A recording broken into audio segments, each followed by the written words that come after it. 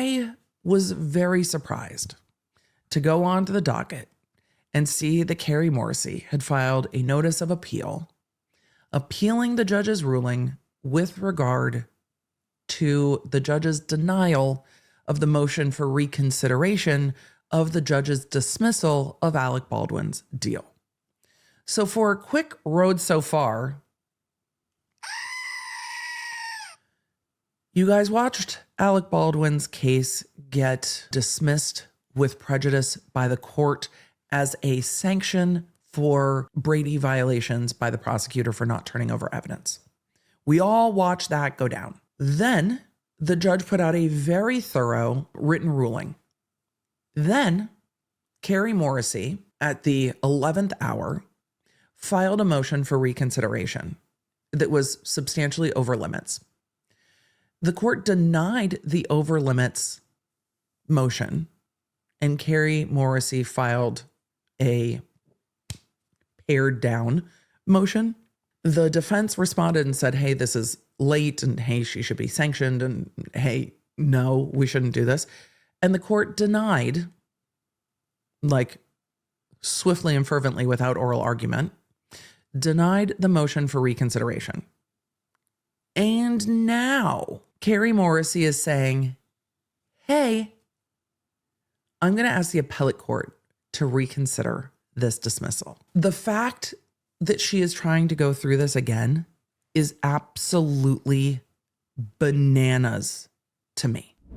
Kari Morrissey can't let it go. It's time to sing some Idina Menzel or Adele Dazeem. Please welcome the wickedly talented one and only Adele Dazeem.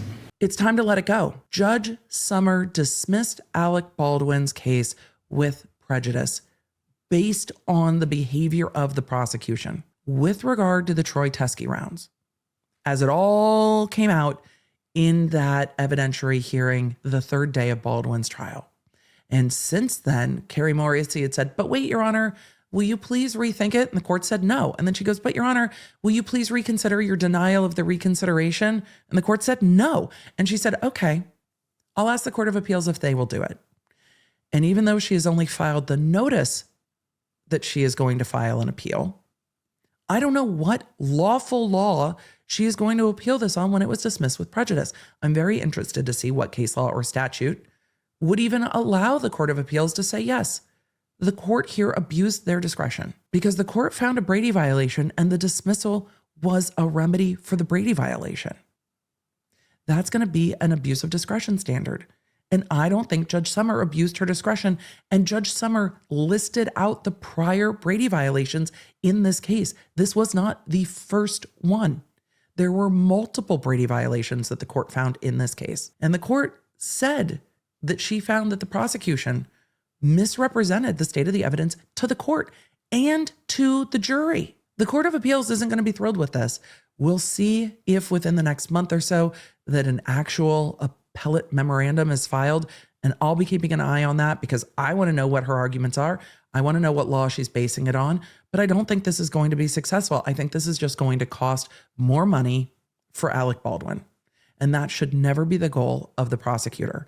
That's what civil law is for. Civil law is all people being like, even if I don't win, I'm still going to cost you a bunch of money. CEG, all my coverage of the Real Housewife civil lawsuits. But that's not what criminal prosecutions are for.